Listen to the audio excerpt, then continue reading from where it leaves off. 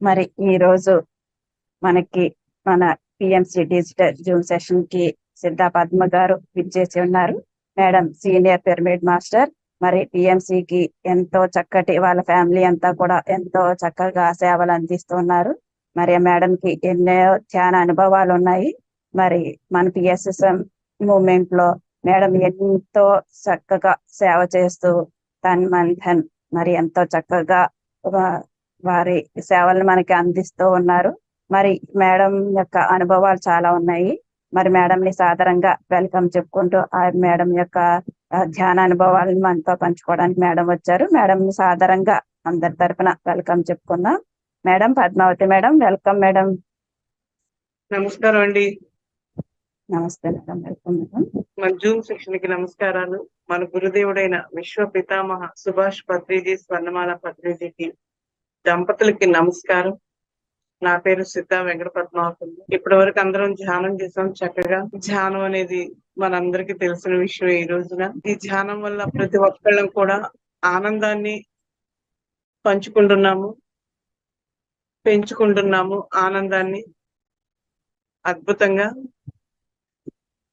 ఈ రోజు అక్షయ తృతీయ రోజు చాలా అద్భుతంగా మనందరం కూడా ఒక్కసారి గురువుకి, విశ్వానికి నమస్కరిద్దాము. అక్షయ తృతీయ అంటే అక్షయము అంటే క్షరము కానిది అని అర్థం. అక్షయ అంటే ఆత్మ అని అర్థం. నిజానికి ఈ రోజున అందరూ కూడా బంగారాలు కొనాలి, చెందాలని ఆరాటాలు పడుతున్నారు. బంగారం అంటే మన ఆత్మే బంగారం. ఈ తృతీయ రోజున అక్షయం కావాలి అని అంటే ఏ పని చేస్తే అక్షయం అవుతుంది. మనందరం ధ్యానం చేస్తున్నాం, ధ్యాన ప్రచారం చేస్తున్నాం. చక్కగా మనందరికీ కూడా అక్షయంగా పెరుగుతూ ఉంటుంది. మన యొక్క గురువు గారి యొక్క ఆశీర్వాదంతో మనందరం కూడా ఈ రోజున ధ్యానాన్ని గురించి ఎంతో అద్భుతంగా తెలుసుకున్నాము. ఆ తెలుసుకున్న దాని వల్ల మనందరికీ తెలిసిందేను. కానీ ఇక్కడ ఒక్కటి మాత్రం మనం అందరం కూడాను ఆనందానికి ఎదుగులాట లేకుండా మన గురువు గారు ఈ ధ్యానం ద్వారా మనకి శక్తినిచ్చారు.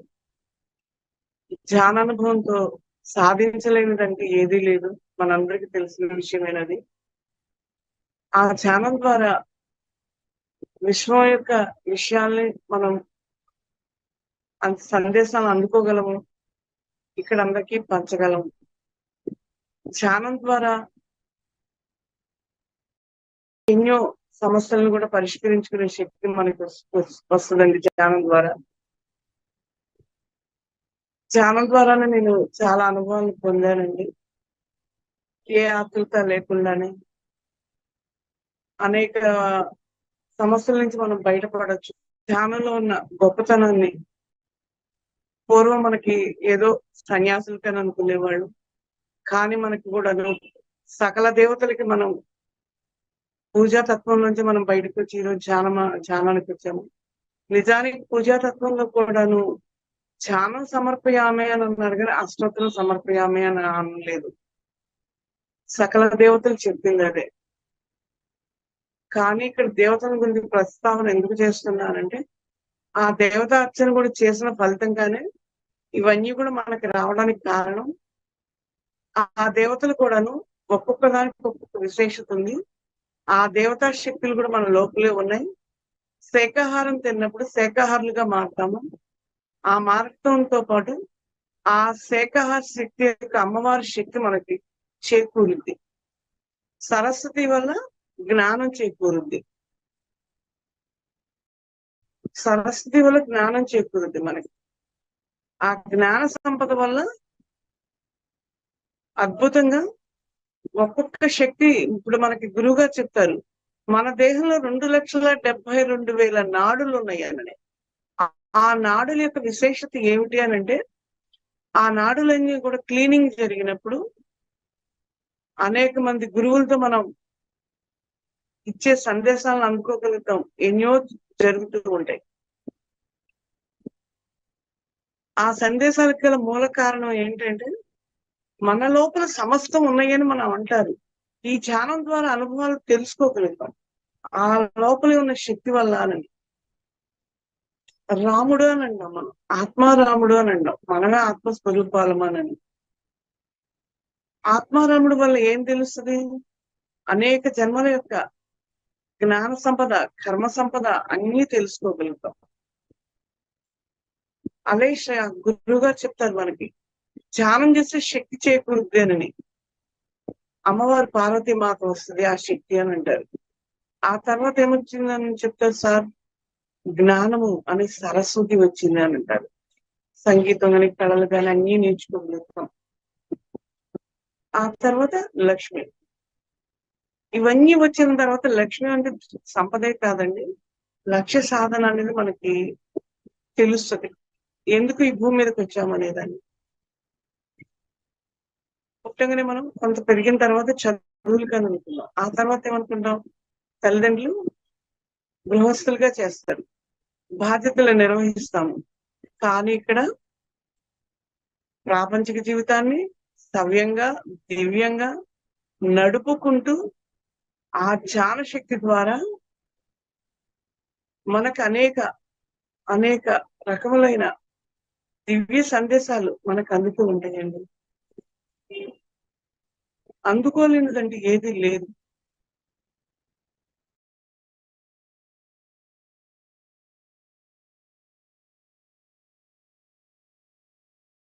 మనందరం ఒక కాంతి దేహంతో ఉన్న వాళ్ళమేనండి, అది ఎరుక కోల్పోయాము.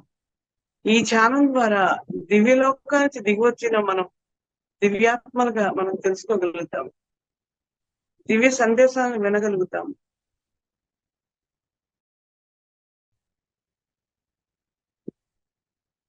కృషి ఉంటే మనుషులు ఋషులు అవుతారు అని అంటారు.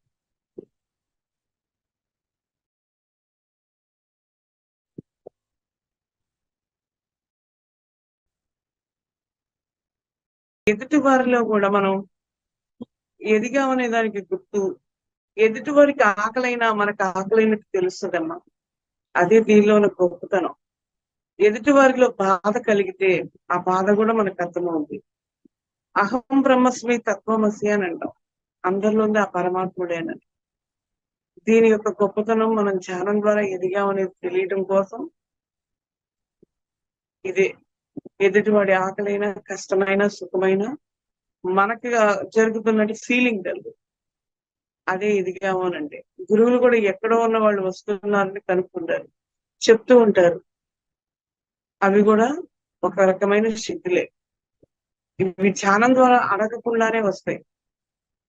ధ్యానంలో మనం అన్నం తిన్న తర్వాత ఈ అవయవానికి శక్తి రావాలి, ఆ శక్తి కంటికి పంటికి ఒంటికి అని శక్తిని మనం కోరం. తిన్న తర్వాత ప్రతి అవయవానికి మనకి శక్తి చేకూరుతుంది. ధ్యానం చేసిన తర్వాత ప్రతి అవయవంలో కూడా ప్రతి నాడీ మండలం కూడా శుద్ధి కలిగినప్పుడు మనం ఏ లోకాల నుంచి వచ్చామో, ఏ లోకాలతో కనెక్షన్ అవుతున్నామో అన్న సందేశాలను కూడా మనకి అనుభవపూర్వకంగా విన్నాం గతంలో అందరి. ఈ రోజు మనం కూడా తెలుసుకునే స్థితికి ఎదిగాము. ఈ అద్భుతమైన శక్తి కావాలి అని అంటే ఆహారం తిని శరీరం వరకేంది, ధ్యానం వల్ల ఆత్మశక్తి మనోమయ శరీరానికి అన్నిటికీ, ఫిజికల్ బాడీకి అన్నిటికీ శక్తి చేకూరుతుంది. గురువు గారు కూడా మనకి అద్భుతంగా నిర్వాణం పొందడం అంటే ఏదో కూడా మనకి అవగాహన సనాతన ధర్మంలో ఉన్న కుటుంబ వ్యవస్థలోనే ఉంటూ చక్కగా సార్ గాని బ్రహ్మం గారు గాని అందరూ కూడా ఆదర్శంగా మనకు కనిపించారు. ఈ యొక్క దివ్యమైన శక్తి ద్వారా మనందరికి కూడాను అనారోగ్యాలు పోతున్నాయి.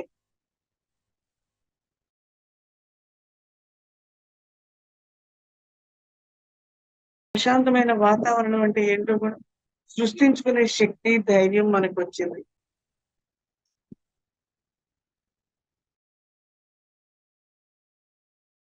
మనం ధ్యానం చేస్తున్నప్పుడు సార్ కూడా మనకి ఒక ఫ్లూట్ మ్యూజిక్కే పెడతారు. మధ్య మధ్యలో శశేమర కళ్ళు తెరవద్దు అని అంటారు. దానివల్ల ఏం జరుగుతుందంటే సంకల్పాలని పలుకుతూ ఉంటే, అవగాహన చేసుకుంటూ ఉంటే ఆ యొక్క పొరలాగా అడ్డం పడుతుంటాయండి. అది నేను చాలా తెలుసుకున్నాను. గురువు గారి యొక్క ధ్యానం ద్వారా డెవలప్మెంట్ కావడానికి కూడా కారణం అదే. ధ్యానం ద్వారా ఇవన్నీ కూడా గమనించే శక్తి మనకు వచ్చింది. గురువులు ఏ స్థాయిలో ఉంటారో ఆ స్థాయిలో ఆలోచన అవగాహన శక్తి మనకు చేకూరుతూ ఉంది. సార్ చెప్తారు, ఒక క్రీస్తు లాగా తయారవ్వాలి, క్రీస్తు స్థాయిలోకి రావాలి. ఒక పత్రిజీ స్థాయిలోకి రావాలి, పత్రిజీ లాగా ఆలోచించాలి అని అంటారు. ఆలోచన అంటే ఏదో కాదండి, మన భావనా క్షేత్రంలో ప్రిపేర్ కమ్మని.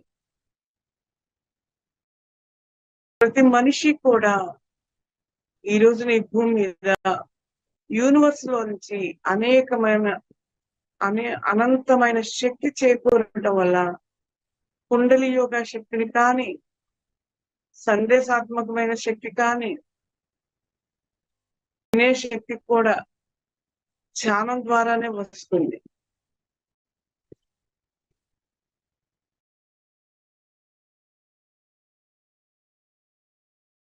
మనం ఏది కూడా సందేహాల వల్లే, ఈ దేహం ఉన్నంతకాలం సందేహాలు ఉంటాయి. ఆ సందేహాన్ని విడిచిపెట్టి మనం ముందుకు వెళ్ళటమే ధ్యానం అంటే మనకి.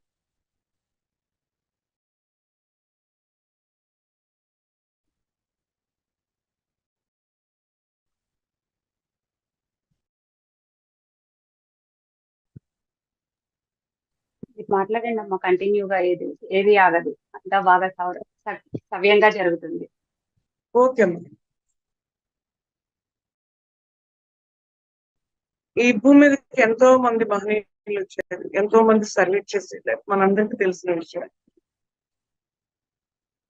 ఈ శక్తి వల్ల అనేక మంది గురువుల యొక్క అవగాహన శక్తి కలియుగలో మనం జన్మ తీసుకుని ఉండడం వల్ల కూడా ఎంతమంది గురువుల సందేశాలను, ఎంతమంది గురువుల యొక్క ఆచరణను మనం వినగలుగుతున్నాం, ఆచరించడానికి కూడా అనుకోకుండానే ఆ శక్తి మనకి చేకూరుతూ ఉంది.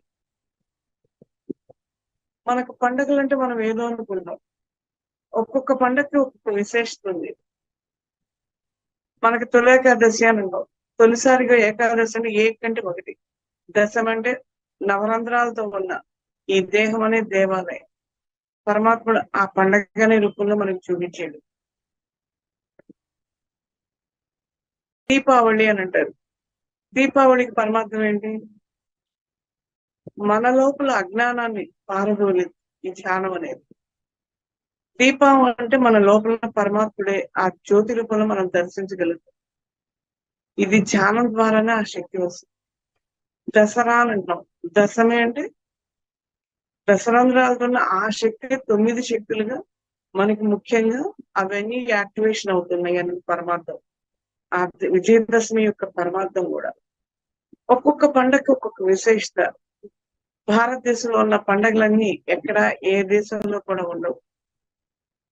ఇవన్నీ కూడా మనకి అవగాహన శక్తి పెరుగుతుంది. దీపావళి వల్ల విజయదశమి అంటే ఇదని జరుగుతుంది. వినాయకుడు అంటే మనం వినాయక చవితి అంటున్నాం. 4 విధములుగా ఆ వినాయకుడు విశ్వానికి శక్తిని ముందు పూజించమని చెప్పాడు. ఆయన చెప్పల, మన సనాతన ధర్మం చెప్పింది. ఋషులు తెలుసుకున్నారు. ఆ విశ్వ చైతన్య శక్తితో మనం అనుసంధానమైనప్పుడు ప్రతిదీ మనకు అర్థమవుతూ ఉంటుంది. ఆ శక్తి ద్వారా మనం ఏది పొందాలనుకుంటే అది పొందవచ్చు. కేవలం ఒక సాక్షిగా మనం తెలుసుకున్నాం.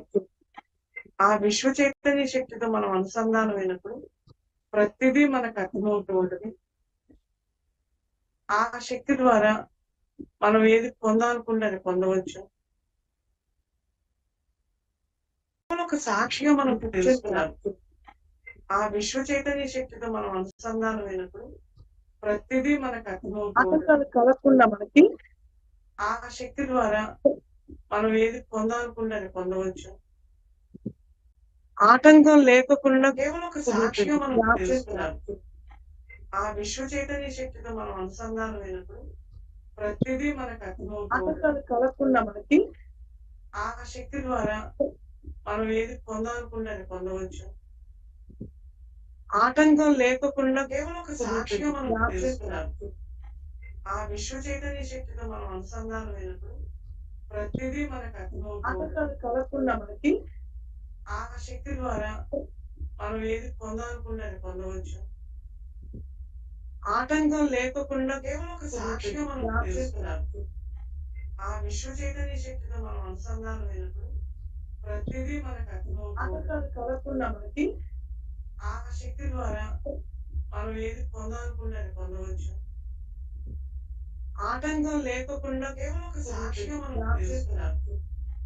ఆ విశ్వ చైతన్య శక్తితో మనం అనుసంధానమైనప్పుడు ప్రతిదీ మనకు ఆటంకాలు కలగకుండా మనకి ఆ శక్తి ద్వారా మనం ఏది పొందాలనుకుంటే అది పొందవచ్చు.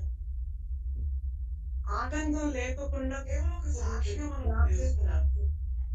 ఆ విశ్వ చైతన్య శక్తితో మనం అనుసంధానమైనప్పుడు ప్రతిదీ మనకు ఆటంకాలు కలగకుండా మనకి ఆ శక్తి ద్వారా మనం ఏది పొందాలనుకుంటే అది పొందవచ్చు. ఆటంకం లేకుండా కేవలం ఒక సాక్షిగా మనం తెలుస్తున్నారు.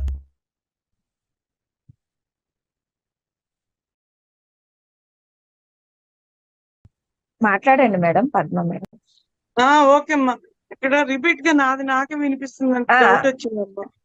లేదు మేడం, మాట్లాడండి. ఓకే అమ్మా, థ్యాంక్ యూ అమ్మా.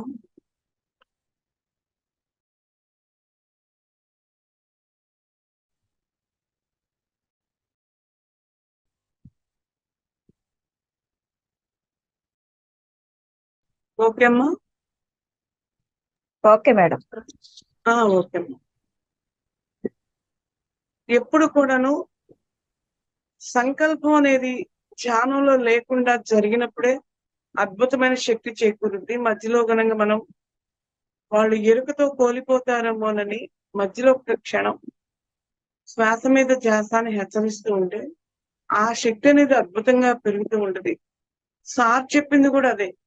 మనల్ని ఎప్పుడు కూడాను సంకల్పాలు పలకమని చెప్పలేదండి. నేను తెలుసుకున్న జ్ఞానాన్ని పంచుతున్నాను. ఆ శక్తి వల్ల మనకి ఒక ఆలోచన స్థితికి మళ్ళీ సైడ్ అయిపోయింది మన భావనలు. అది వెళ్లకుండా ఉండాలి అంటే ఆ ఫ్లూట్ మ్యూజిక్ విన్నప్పుడు అది దేవ భాష. ఆ దేవ భాష వల్ల మనలో శక్తి చేకూరుంది. ఆ శక్తి వల్లే ఇంతటి అద్భుతమైంది. శక్తి అంటే ఏదో మనం ఇంత ఎత్తుగా ఇంత లావుగా ఉండడం అని కాదు. శక్తి వల్ల మనకు గురువుగారు ధ్యానం చేసే శక్తి అనే వస్తుందని చెప్పారు ముందు.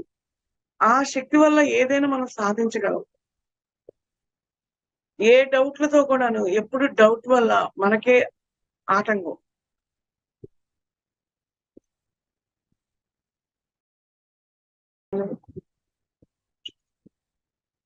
మేడం, ఆ ధ్యాన శక్తికి అడ్డుపడుతున్న వాటిని తొలగాలి అని అంటే మన యొక్క లోపల ఉన్న అంతర్ముఖమయంగా ఉన్న శక్తిని కూడా సంకల్ప శక్తి మనం చెప్పుకోవాలి. కానీ ధ్యానంలో కూర్చున్నప్పుడు మాత్రం మధ్య మధ్యలో భావనా క్షేత్రం ఒక సెకండ్ రావచ్చు, కానీ పలకటం గాని చెందటం గాని వాటి మీద దృష్టి పెట్టకూడదు.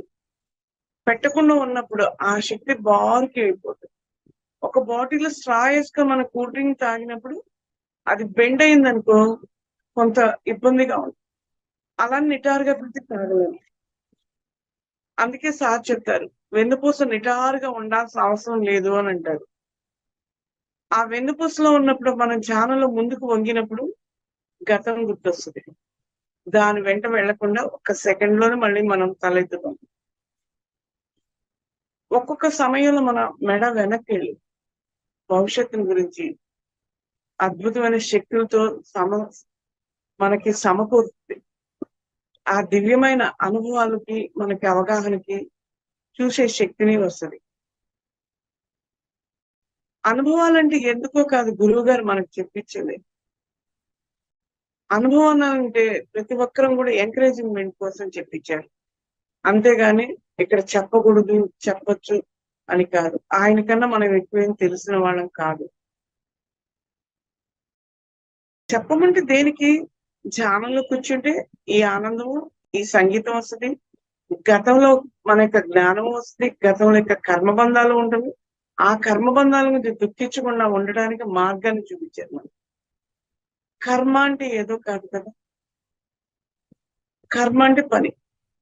తెలిసి పట్టుకున్న నిప్పు తెలియక పట్టుకున్న నిప్పు కాలుద్ది. దాని గుణం నీరు చల్లదనాన్ని ఇస్తుంది.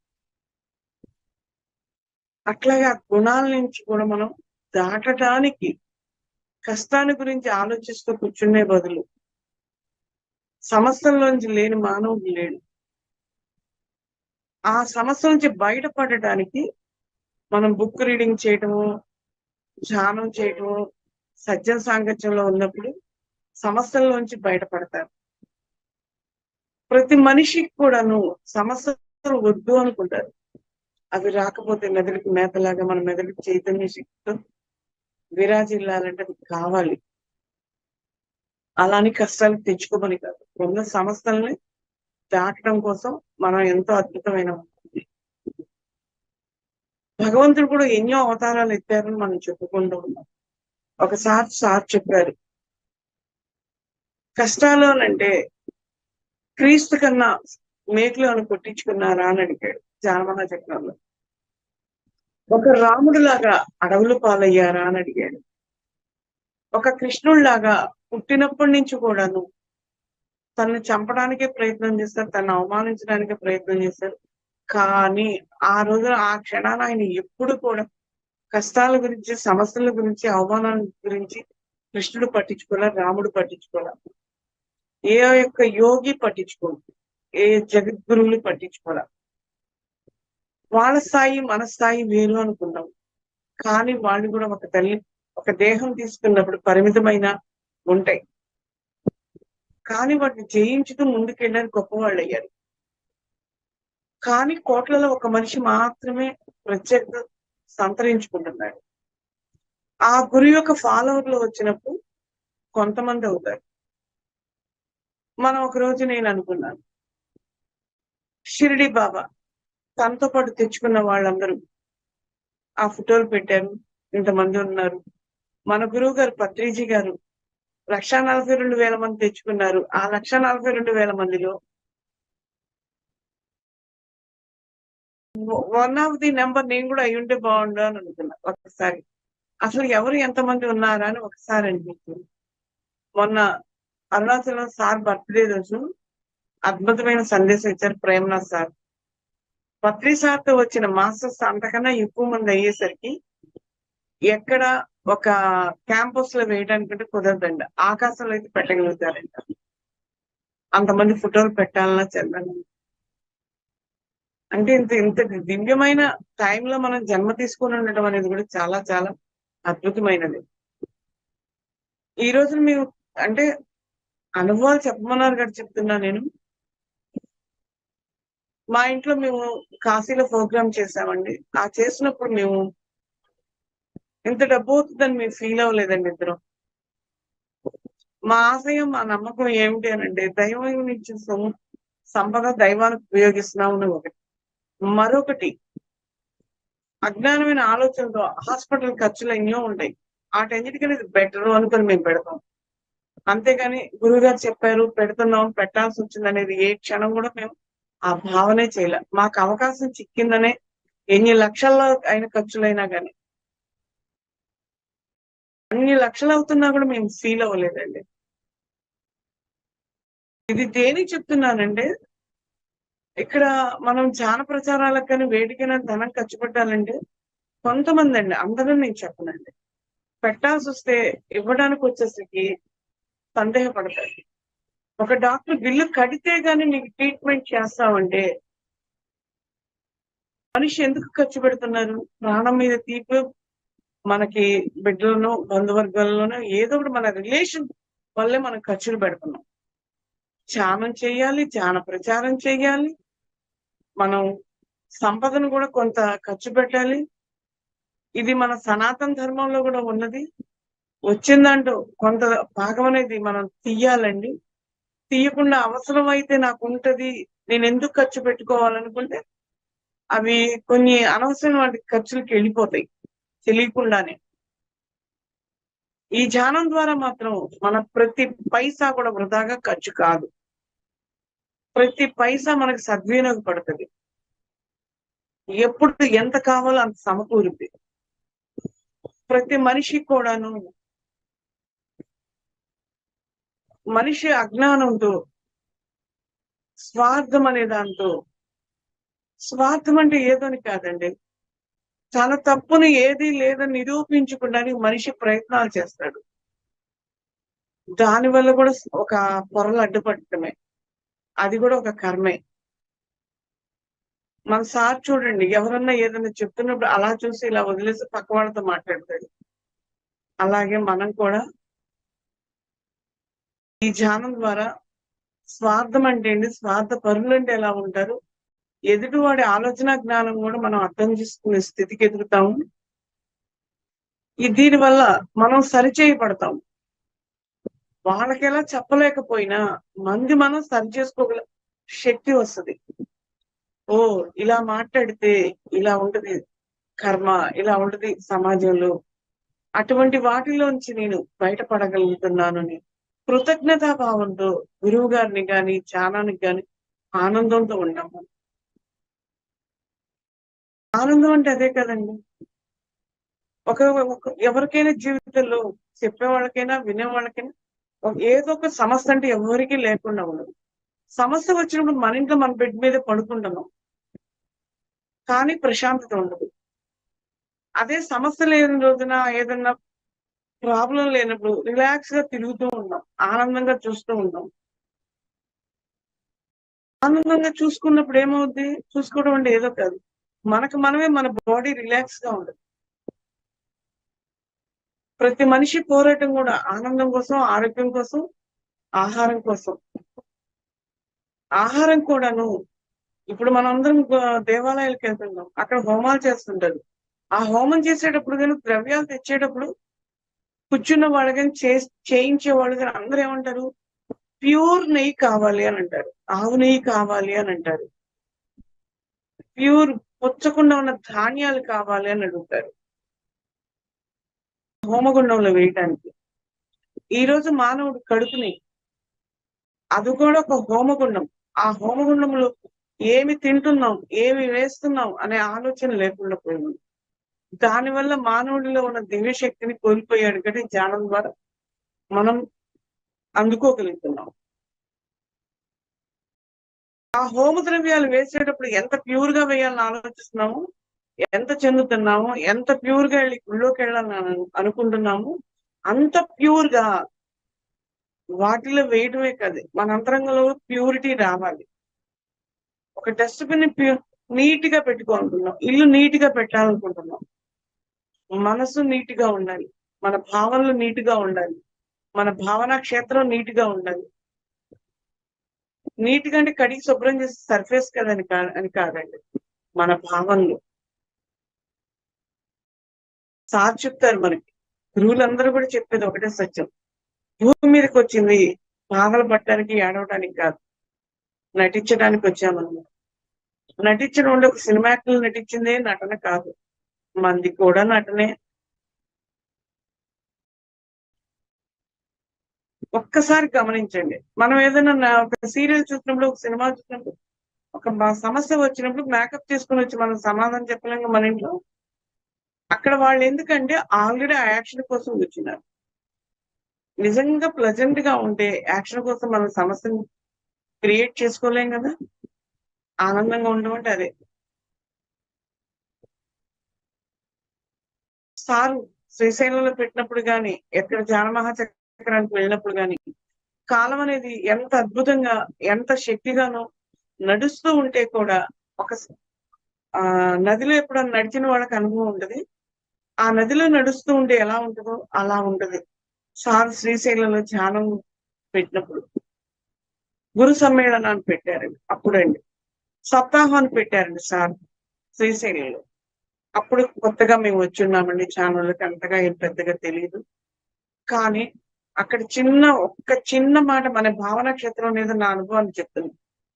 నేను రూమ్ లో పడుకొని ఇంతటి అద్భుతమైన ధ్యానం, శ్వాస ద్వారా రాజమార్గం నుంచి చక్రవర్తి అంటే రాజుల మీద చక్రవర్తి, ఆ పరబ్రహ్మాన్ని చూడగలుగుతున్నాం, ఎంత అదృష్టం అని అనుకున్నా. ఎందుకు భావనా క్షేత్రం గొప్పతనాన్ని గురువు చెప్పాడు, మనం ఎందుకు అనుకున్నాం, ఆ యొక్క విశేషత కోసం నేను చెప్తున్నా. అప్పుడు ఆ మాట అనుకున్నప్పుడు ఆ రూమ్ లో కూర్చొని సార్ వచ్చి జ్ఞాన మహాచక్రాలకి నుంచి అని అన్నారు. ఇదేంటబ్బా, ఇందాక నేను అనుకున్నా నేను జ్ఞాన మహాచక్రాలు అనుకున్నాను, ఏంటి దీని డిఫరెంట్ అని అనుకున్నా. అప్పుడు మాకేం పెద్దగా తెలియదు యూట్యూబ్లో.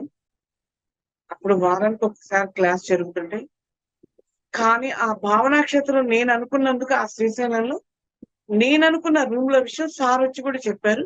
నిజానికి గురువు గారు మా రూమ్ పైన ఉన్నారు, మాకు ఆ విషయం అప్పటికి తెలియదు. అప్పుడు సార్ కూడా మేము దూరంగా ఉండి కొంచెం అలా మాట్లాడేదే కానీ స్వతంత్రంగా దగ్గరికి వెళ్ళేంత ఇది కూడా మాకు కూడా లేదు. భయం భయం భయం. భయానికి కారణం ఏంటని ఒక మేడం నేను అడిగా సార్ దగ్గరని. సార్ క్వశ్చన్ కరెక్ట్ గా ఉంటే ఆన్సర్ కరెక్ట్ గా ఇస్తాడు. క్వశ్చన్ చేత కాని వాళ్ళు అంతటి వాడిని క్వశ్చన్ వేయకూడదని చెప్పిన విధానం నాకు అర్థమైంది. ప్రతిదీ కూడాను ఆ శ్రీశైల మహాక్షేత్రంలో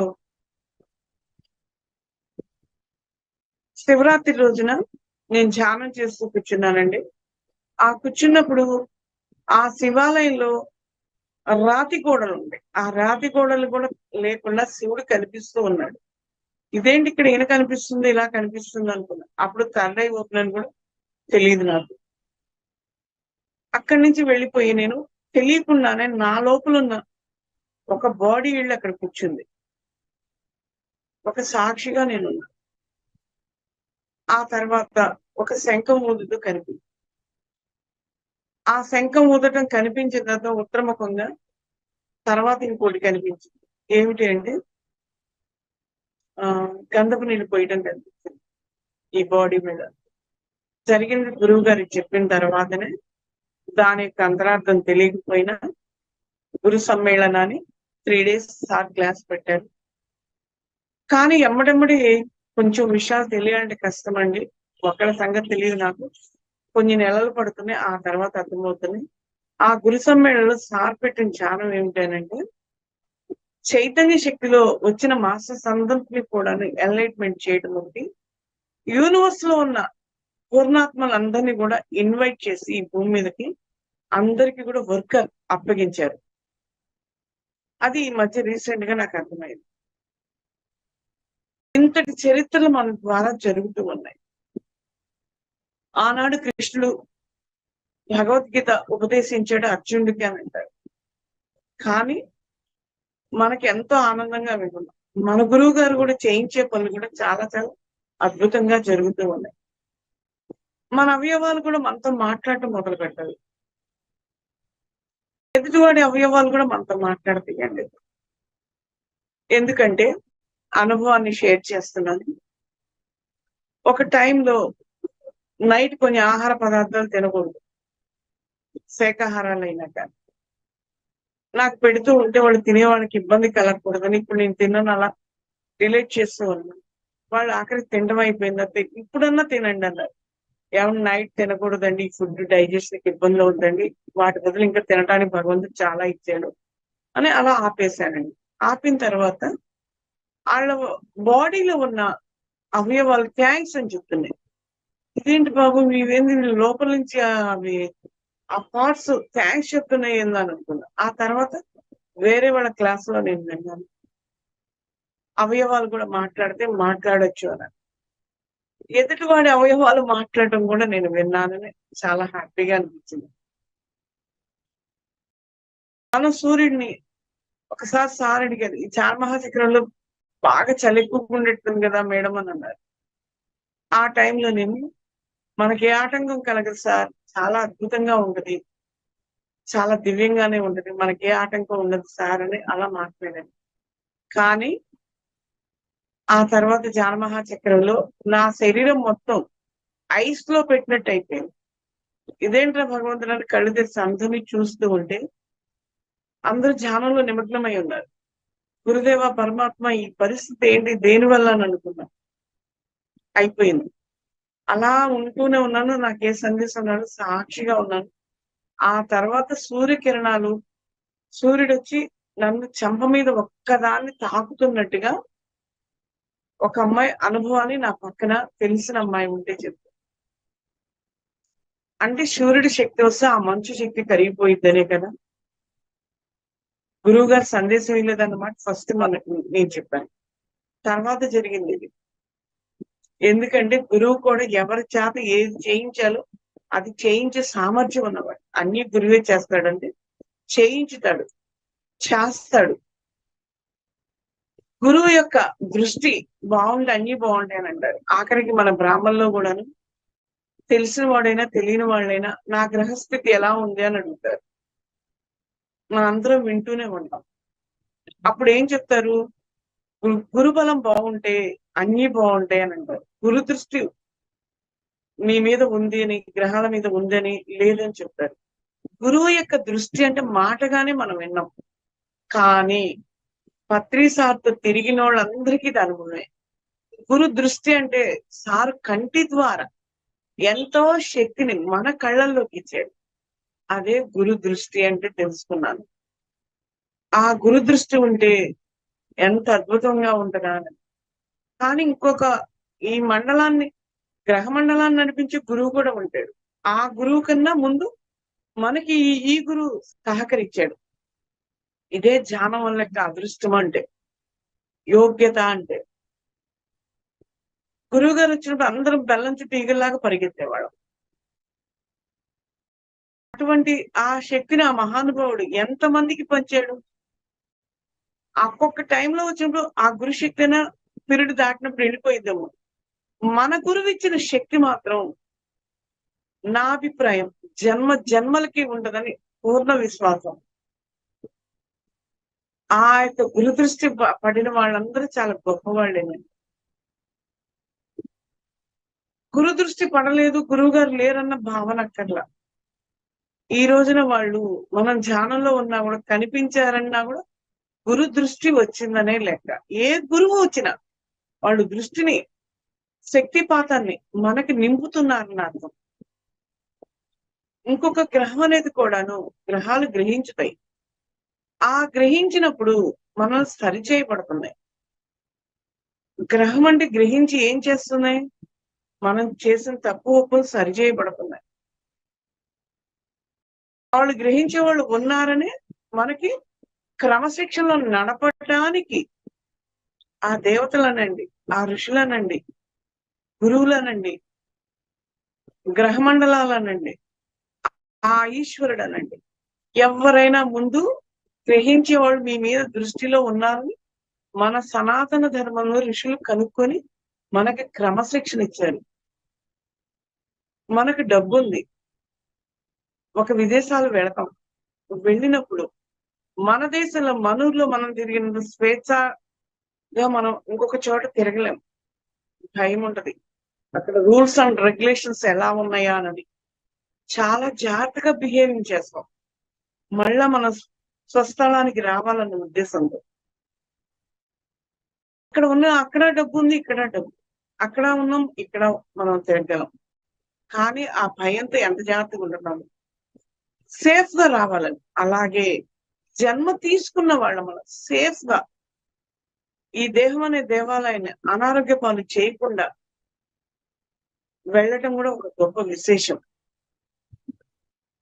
మనం తిరిగి వస్తే మన దానికి మన స్వేచ్ఛ ఎలాగుండదు, శరీరాన్ని విడిచిపెట్టిన తర్వాత కూడా మనం స్వేచ్ఛగా వెళ్ళటం అంటే కర్మల్లో ఇరుక్కోకుండా, అనవసరమైన కర్మలు చేయకుండా, దుష్కర్మలు చేయకుండా సకర్మలు చేయటం కోసమే.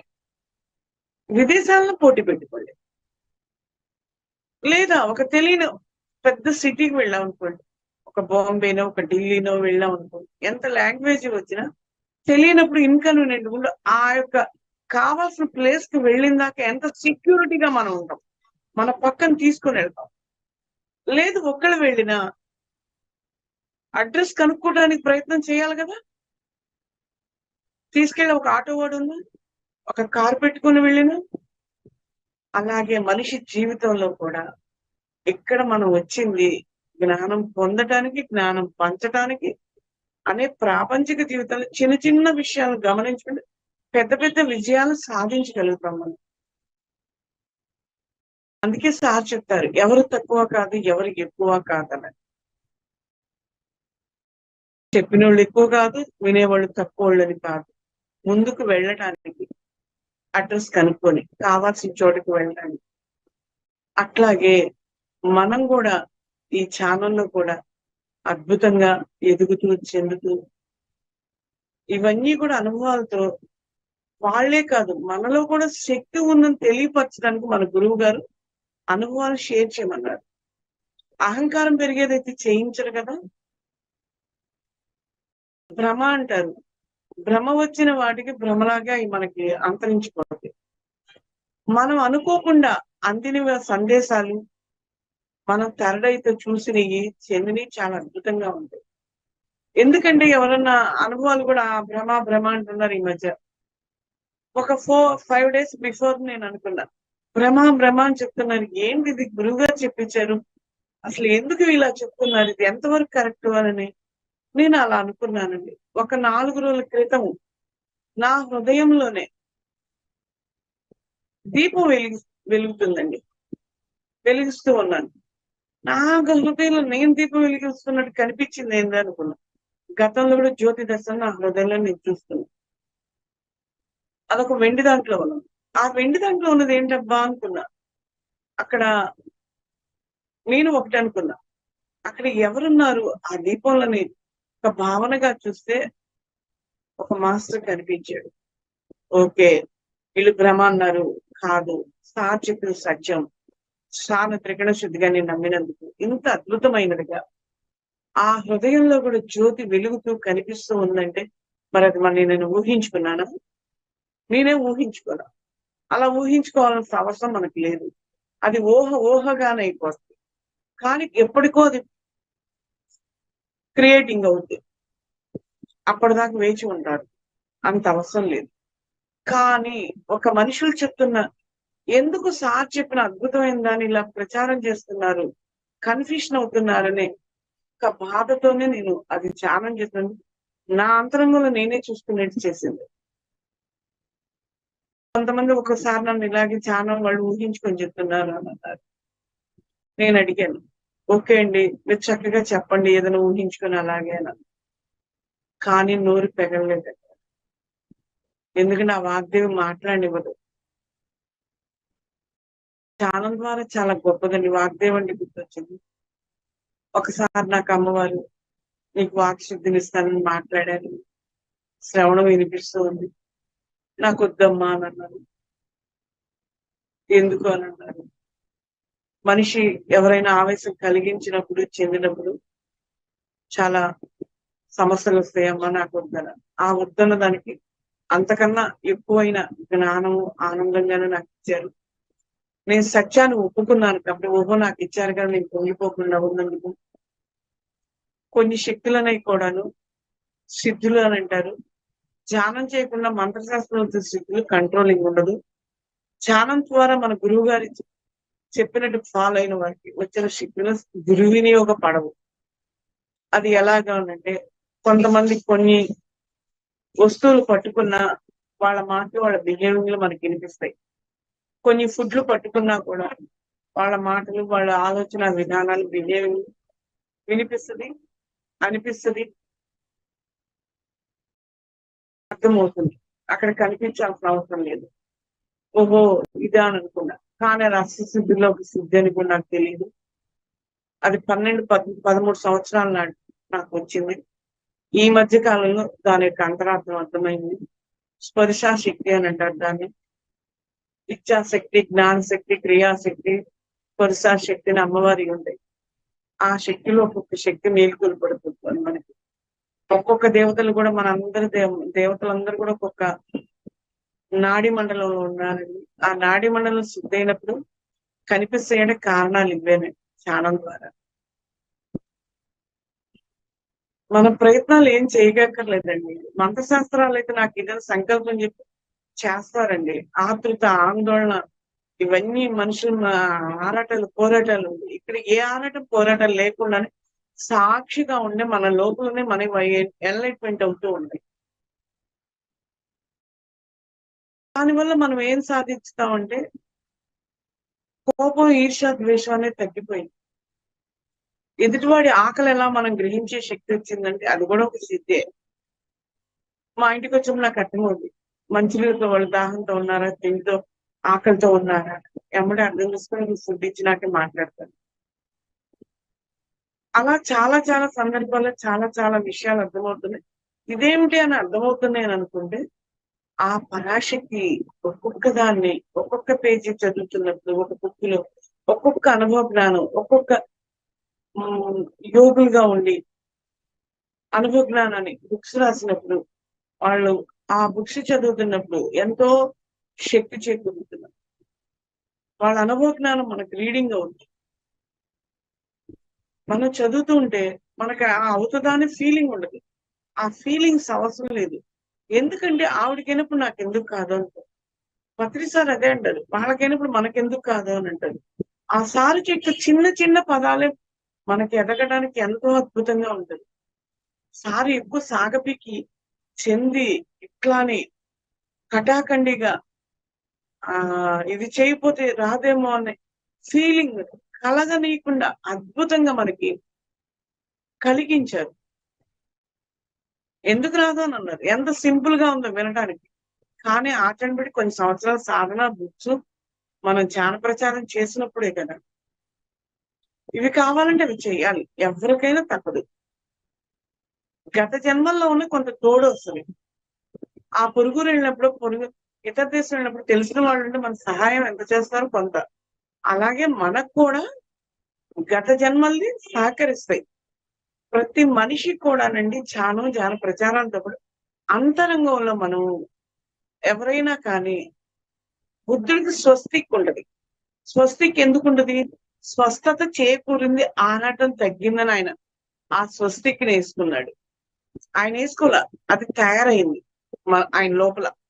మనకు ఆదర్శంగా ఆయన స్వస్తిక్ ఉన్నది ఆయన హృదయం మీద అనుకుంటాం. మనం కూడా హృదయంలో స్వస్థత చేకూరాలని భావంతో హృదయం లోపల చూసుకుంటూ స్వస్తికి వేసుకొని చూడండి. కరెక్ట్ గా వేయండి. ఎలా అంటే అలా స్వస్తికి వేయకూడదు. మన భావనా క్షేత్రంతో వెయ్యండి. మనం వేసుకోవచ్చు. ఇంకొకరి శక్తి అని అదని ఇది అని ఇస్తున్నాం అనేదని జ్ఞానం మాత్రమే ఇవ్వగలం. ఆ స్వస్తికి వేసుకొని చూడండి. చాలా అద్భుతంగా ఉంటుంది. భావన చేయండి. మన లోపల ఉన్న ఆ పరాశక్తిని ఆత్మశక్తితో నా లోపల స్వస్తిక్ స్థిరమవుతుందని అనండి. తప్పే ఉందండి, మనం ఎవరికి ఇబ్బంది పెట్టట్లేదు కదా. ఆ స్వస్తిక్ వల్ల స్వస్థత చేకూరు. ఎప్పుడైతే మన లోపల స్వస్థత వస్తుందో అన్ని శక్తులతో మనం ఎరుకతో ఎవర్నెస్ తో ఉండగలుగుతాం. ఎరుక అంటే గమనించడమే కదా. ఎవరు స్వార్థపరుడు, ఎవరు అజ్ఞాని, ఎవరు జ్ఞాని, అజ్ఞానంతో వీళ్ళు మాట్లాడుతున్నారా, జ్ఞానంతో మాట్లాడుతున్నారని మహనీయులు కానీ ఒక స్కూల్ టీచర్ కానీ పిల్లలు లెసన్ కరెక్ట్ గా చెప్తున్నారా లేదని ఎలా గ్రహించుతారు. మనం కూడా ఎదుటి వారిని కూడా గ్రహించే శక్తి మనం గ్రహించే శక్తి చేకూరుతుంది. టోటల్ గా ధ్యానం లేకుండా సాధ్యంగా సాంగత్యం లేకుండా ధ్యాన ప్రచారం అన్నీ ఉండాల్సిందేనండి. అన్ని అంటే వినేటప్పుడు ఇన్నిగా ఉంటాయి. ఒక అరగంట బుక్ చదువుతామండి, ఒక గంట ధ్యానం చేస్తామండి, మన పనులు మనం చేసుకుంటామండి, ఒకరోజు ధ్యాన ప్రచారాన్ని చేస్తామండి, ఒకరోజు మనం ధ్యానం చెప్పేవాడు వినడానికి పోతామండి. రోజుకోటి అన్ని ఒకే రోజు ఎవరు చేయం కదా. ఇవన్నీ కూడా అమ్మవారు సిద్ధులు ఇస్తుందంటే శక్తి అని అంటాం కదా. పురుష రూపంతో ఉన్నవాడు ఇస్తాడు, రక్షిస్తాడు అని అంటారు. అమ్మవారు రక్షణ ఇవ్వగలదు. ఆ శక్తి అనేది ఈ శక్తుల్ని ఇవ్వగలదు. ఈ శక్తుల్ని ఇవ్వడం అంటే ఆవిడే లోపల ఉన్న పరాశక్తి. ఆ ధ్యాన శక్తితో ఆవిడ నిద్రాణవస్థలో ఉన్న ఆ శక్తి ఈ దేహశక్తి, ఆత్మశక్తి, చైతన్య శక్తి అన్ని కలగూర కంపలాగా తయారై ఎంతో అద్భుతంగా తయారైంది. ఒక కూర వండినప్పుడు ఎంతగా మనం వండుకున్నా, ఎంత బాగా చేసినా, ఎంత నేతితో చేసినా, రకరకాల ఆయిల్స్ తో చేసినా ఉప్పు వేయడం మర్చిపోతే రుచి ఉంటుందా అండి? రుచి రాదు. అలాంటి చౌకగా ఉందని ఎక్కువ వేసామా తినటానికి పనికిరాదు.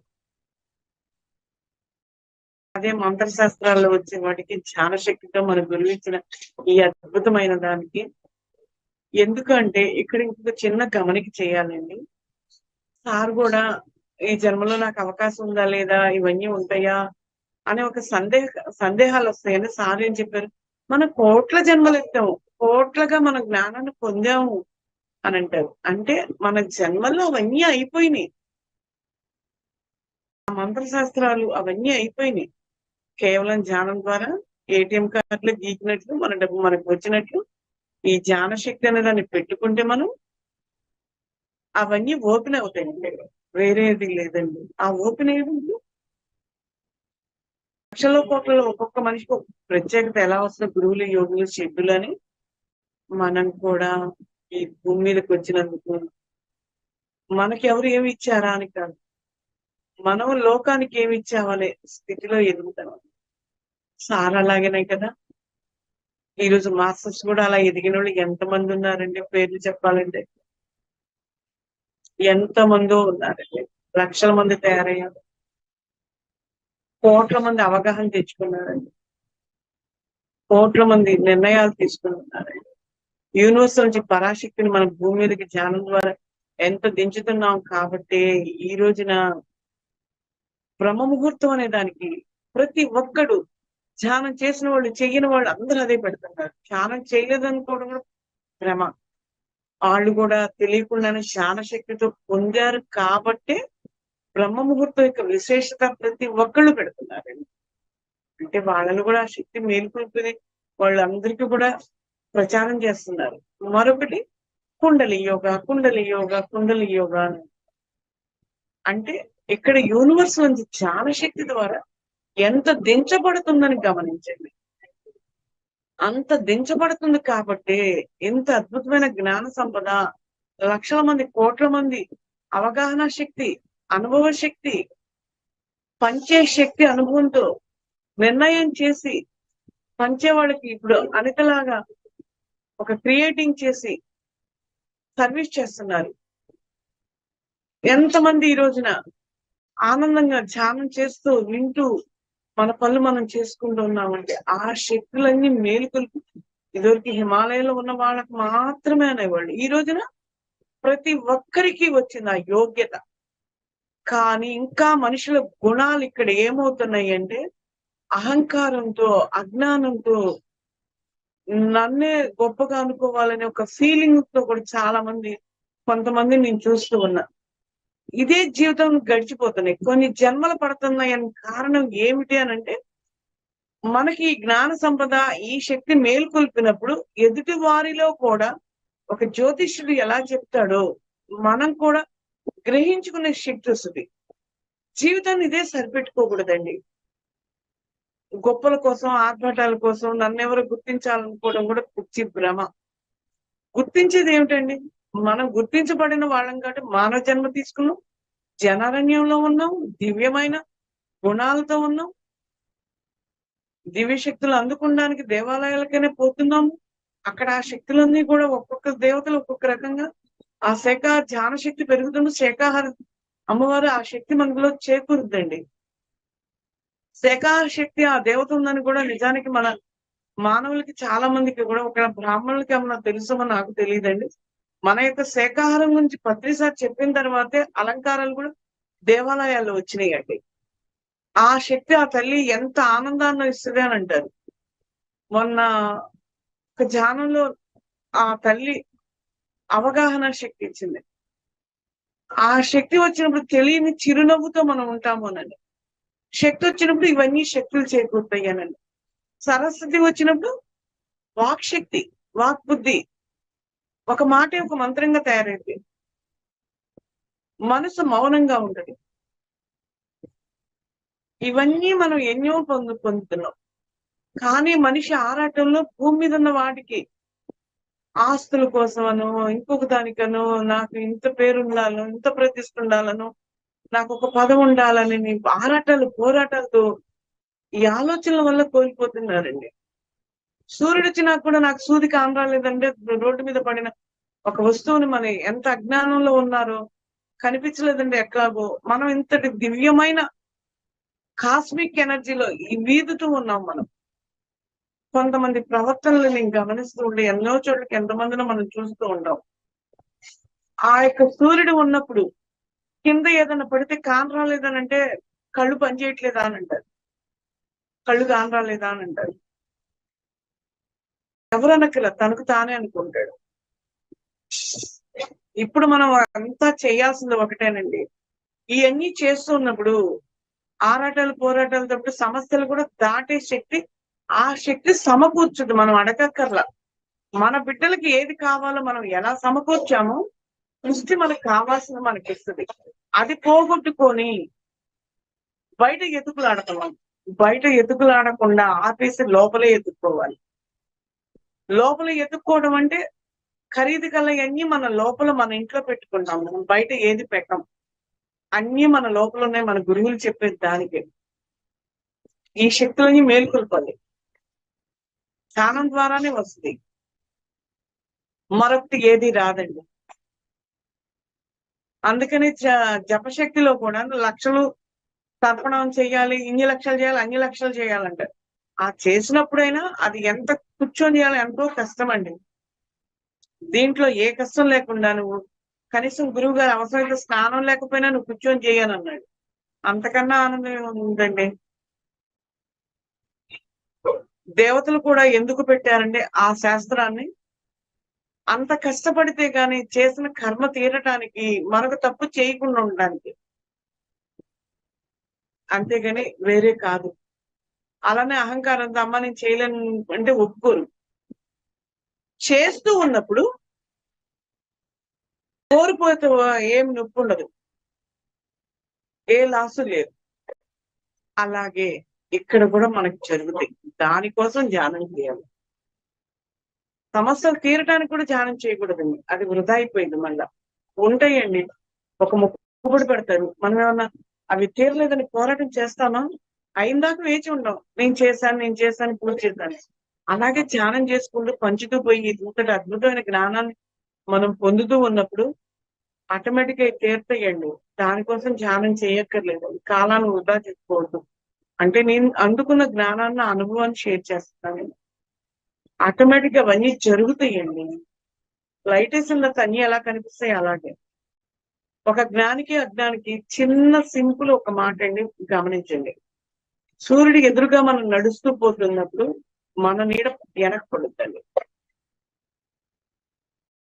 సూర్యుడికి ఎదురుగా పోతుంది. సూర్యుడు కాదని మనం ఇటు నడుస్తున్నప్పుడు మన నీడ మనం ముందు పడుతుంది. అంటే ధ్యానం చేయని వాడి నీడలాగా వెంటాడుతూనే ఉండదు కర్మలో. అంతర్ముఖ ప్రయాణం అయిన తర్వాత ఆ నీడ ముందుకు వెనకది ఎక్కడ నీకు కనపడదు. సమస్య ఉంటది.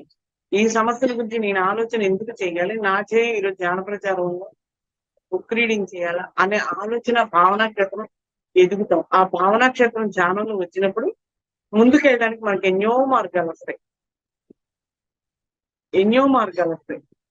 ఇంకోటి కూడా సార్ చెప్తారండి, చక్కగా ఒకసారి డయాస్ మీద ఎవరికి మీరు అడ్డంకులు చెప్పరు ఎందుకంటే సార్ అని అడిగితే సార్ ఒకటే చెప్పారు, ఎవరికైతే అడ్డు పెడతామో నాకు అడ్డు అవుతాయి అన్నమాట. నేను ఎవరికి అడ్డు పెట్టినాను అన్నట్టు. దాని యొక్క అంతరార్థం ఏంటండి గమనించాలండి. మనం అడ్డు పెట్టడం అని అంటే మనం కూడా అక్కడికి పోకూడదు, ఇక్కడికి పోకూడదు, పిల్లల్ని జాగ్రత్త కావాలని అంటామని, అది తింటే ఇది తింటే అని కొంచెం మనం తెలియకుండా చెప్తాం ప్రేమతో. కానీ ఒక్కసారి తిన్న తర్వాత మిరపకాయ కొరికిన తర్వాత కారంగా ఉండి ఎవరు మానేయమంటే పక్కన వాళ్ళే మానేస్తారు. కాకపోతే మన సార్ కూడా చాలా అద్భుతంగా చెప్పాడు, ఎదుటి వారి కోసం ధ్యానం లేకుండా వాళ్ళకి మతిని గతిని ఇయ్యమని ప్రార్థన చేయమన్నాడు. అంటే ప్రార్థన అంటే రిక్వెస్ట్, అడగటం. ధ్యానం మన కోసం చేసుకోవాలి. కానీ ఇవన్నీ కూడా బుక్స్ చదవాలండి. సత్యం సంగతి ఇవన్నీ ఇప్పుడు ఆటోమేటిక్ మొత్తం సెట్ అయిపోతాయండి. ప్రతి మనిషి అంతర్ముఖంగా ఎతకటం మొదలు పెట్టాలి. ఈ నదిలో ఈత కొడుతున్నాము, కాస్మిక్ ఎనర్జీ ఎంతో అద్భుతంగా వస్తుంది. ఇప్పుడు సూర్యశక్తి కూడా మన అందరూ ఎండలు అనుకుంటారు. ఆ ఎండల వెనకాల అర్థం ఏంటండి? మనం పండిన పంట బూజు పట్టి పుచ్చిపోకుండా ఉండడానికి ఒకవేళ మనం ఏదన్నా చేసినా చెందిన పురుగులకు పట్టకుండా ఆ సూర్య శక్తి ద్వారానే మనకి ఆ దాని పేరు సడన్ గా గుర్తు రాలేదండి. వాటిలో పెడతారు కదా, మనకి ఆ పేరు గుర్తు రాలేదండి. దాంట్లో స్టోర్ చేస్తారు కదా. ఏసీలు అమ్మ, ఆ ఏసీలు పంట ఆ, పెట్టడానికి ఏసీలు ఉపయోగిస్తున్నారు. ఆ, కోల్డ్ ఏసీ స్టోరేజ్లు, ఆ కోల్డ్ స్టోరేజ్, ఏసీ రూమ్ కాదు, అందుకనే ఆగేంద్ర cold cold storage. Storage. Cold storage లో ఎందుకు పెడుతున్నారు? గింజ ఎండకుండా పుచ్చిపోకుండా బూజు పట్టకుండా ఉన్న తర్వాత కోల్డ్ స్టోరేజ్ లో పెట్టావు. అలాగే ఆ సూర్యశక్తి అందరినీ పోషించేవాడు. చంద్రుడు ఇచ్చేది ఔషధి గుణాలంటే ఇవే. ఆ లోపల పెట్టుకుని మన అవసరానికి ఉపయోగించుకుని వ్యాపారవేత్త అమ్ముతున్నాడు, మనం కొనుక్కొచ్చుకొని తింటున్నాం. అలాగే మనం కూడా ఆ యొక్క పుచ్చిపోయిన గింజలు తినడానికి బూజు పట్టిన ఎలా ఇష్టమైతే పడమో, మన దేహం కూడా దేవాలయాన్ని పరమాత్ముడికి అర్పించేటప్పుడు చాలా దేవాలయాన్ని ఎంత శుభ్రంగా ఉంచాలని అంటారు. ఈ దేవాలయానికి కూడా అజ్ఞానమైన ఆలోచనల నుంచి విడుదల కావాలి. అందుకే సార్ చెప్తారు, ఆ అడ్డంకులు ఆటంకాలు పెడితే కొంతమంది చాలా ప్రచారాలకు ఆటంకులు పెడతారు. మా అబ్బాయి వద్దన్నాడండి, మా కోడలు ఏమైనా అనుకుంటుందండి అని ఎంతో మంది ఎన్నో ఆ అడ్డం పెడుతున్నారు, చెప్పుకుంటున్నారు, బాధపడుతున్నారు. అక్కడప్పుడు మనం ఏం చేయాలంటే భగవంతుడికి పరమాత్ముడికి నమస్కరించి మన అంతరాత్మ గురువుకి అప్పుడు కనీసం బుక్స్ చదవండి, జూమ్ క్లాసులు వినండి. టైం వస్తే అద్భుతంగా అండి. రీసెంట్ గా మాకు తెలిసిన వాళ్ళు ధ్యానం అంటేనే ఇరిటేషన్ గా ఉన్నవాళ్ళు వాళ్ళ శ్రీమతిని చక్కగా అన్ని చోట్ల ధ్యానానికి పంపిస్తున్నారు. స్వకార్యం లోకకార్యం అని వాళ్ళు ఒక ఆఫీస్ వాళ్ళదంటే ఆఫీస్కి పంపించారు. అలా అయినప్పుడు వాళ్ళు అక్కడ ధ్యాన ప్రచారం చేస్తుంది ఆవిడ. వాళ్ళు ఆయనకి థ్యాంక్స్ చెప్పండి అని. ఆఫీస్ వర్క్ నువ్వు చూడాల్సిన అవసరం ఉందండి అని అనుకున్న వాళ్ళం కూడా. కానీ దైవం ఎటు నుంచి నడిపిస్తుందో తెలియదండి. ఇన్నర్ లో మనకి ప్రయాణం చేస్తే దైవశక్తులు ఎలా మేల్కొంటాయో, ఇన్నర్ లో ఒక మనిషి మీద ద్వేష భావన పెట్టుకుంటే ఇవన్నిటికీ మేల్కొల్పోండి. ధ్యానం చేసినా కూడా అందుకే సార్ కొట్టుకుంటారు, ధ్యానం చెయ్యండి రా నాయన, ధ్యానం చెయ్యండి అని. పద్యం సాంగత్యం చేయండి, బుక్స్ చేయాలన్న కారణం అదే. ఆ బుక్స్ లో ఉన్న ఎనర్జీ మన లోపలికి వెళ్ళొద్దని ఆయన రకరకాల ప్రయత్నాలుగా మనల్ని మార్చడానికి మన ఇన్నర్ లో కూడా గుణాలు మారాలి. ఇన్నర్ లో గుణాలు మారటం అంటే ద్వేష భావన ఉండకూడదు, కోపం ఉండకూడదు అని అంటారు. కోపం ఉండకుండా ఉండాలంటే కోపం వచ్చినప్పుడు పరిష్కార మార్గాన్ని ఎతకాలి. కోపం ఉండకుండా ఉండాలంటే ఎట్లా కుదురుద్ది? రోడ్డు దాటాలి అని అంటే మనం చేపట్టి వస్తున్న బండినన్నా ఆపాలి, లేకపోతే అక్కడ గ్రీన్ సిగ్నల్ అన్నా పడితే రోడ్డు దాటతావు. కోపం ఉండకుండా ఉంటే సమస్యను పరిష్కార మార్గాన్ని ఎతకాలి. ఆ సమస్యను మనం పట్టుకోవాల్సిన అనవసరంగా మనం క్రియేటింగ్ చేశారా, దాన్ని వదిలేసి నేను నా కార్యక్రమానికి నేను వెళ్ళాలి, జూమ్ క్లాస్ వినాలా, నేను బుక్ రీడింగ్ చేయాలా అనే భావనలోకి వెళ్ళాలి. మనం అంతరంగంలోనే ఒక మనుషుల మీద కోపం ద్వేషం వద్దు, నాకు పక్క వాళ్ళు ఈ బాధ పెట్టారు అనే భావన వద్దు. విషయం జరిగింది చెప్పొచ్చండి అవసరమైనప్పుడు. ఇలా జరిగింది అన్నప్పుడు ఏదో ఒక దైవశక్తి మనకి ఆ పరిష్కార మార్గం చూపిస్తుందన్న భావంతో చెప్పాలి, కానీ వాళ్ళ మీద ప్రచార భావంతో చెయ్యొద్దు. ప్రతిదీ చెయ్యొచ్చు, అక్కడ జ్ఞానపరంగా అవగాహనతో తీసుకోవాలి. మనం సమస్యలు లేకుండా ఉండవు. నేను చెప్పుకుంటా నా కుటుంబ సభ్యులతోనో ఫ్రెండ్ సర్కిల్లోనో ఎలా చెప్తాం, ఇలా జరిగింది అనేది వేరు, ఇలా చేశారని స్టాంపు ప్రధానమంత్రి వేసినట్టుగా ఆ నోటు మీద ఘనంగా చెల్లుద్ది అన్నట్టుగా ఉంటది. ఆ నోటు మీద స్టాంప్ గుర్తుదేంటి, డబ్బులు మనకి ఎక్కడికి వెళ్ళినా చెల్లుతాయి. అలాగే మనం కూడా స్టాంపులు వెయ్యొద్దండి. ఎదుటి వారి కోసం ఏది చేయట్లేదండి. మన గురువు గారు అద్భుతంగా మనకి ఇచ్చారండి. మన కోసం మనల్ని మనం రక్షించుకోవడం చేస్తున్నాము అని. Okay Anitha. Hello. Thank you madam. PMC వాళ్ళకు కూడా అనంతకోటి వందనాలు. ఈ అవకాశం ఇచ్చిన గురువులకి, అనితకి అనంతకోటి వందనాలు, ధ్యాన వందనాలు. Thank you madam. అంతరంగంలో మార్పు రావాలని కోరుకుంటున్నాను అందరికీ కూడాను. బయట థ్యాంక్ యూ. ఎతకద్దండి అని నా కోరిక, నా విన్నపం. లోపలే ఎతకండి, లోపలికి శక్తిని చేకూరనివ్వండి. వాళ్ళ బుద్ధులను వదిలేయండి, మన కోసం, వాళ్ళ కోసం కాదు. Okay masters, thank you, thank you, thank you. Thank you very much madam, Padma madam. చాలా చక్కటి విషయాలు. Thank you. మాస్టర్స్ ఎవరైనా మాట్లాడతారా?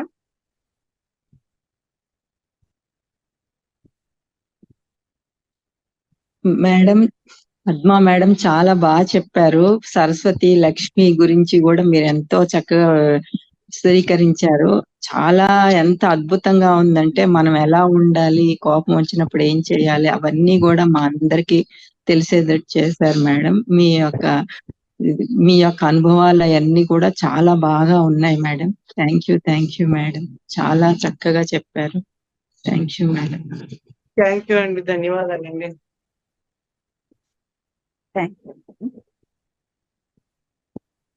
Thank you madam, Padmavathi madam. మీ వాల్యుబుల్ సమయాన్ని మాకు వెచ్చించి సార్తో మీ యొక్క అనుభవాలు, అలాగే మీరు ధ్యానంలో మీకు వచ్చిన అనుభవాన్ని మాతో చాలా చక్కగా పంచుకున్నారు. మీ జ్ఞానాన్ని విని ఎంతో మంది చాలా మారుతారని ఆశిస్తున్నాం madam. Thank you very much madam. Thank you.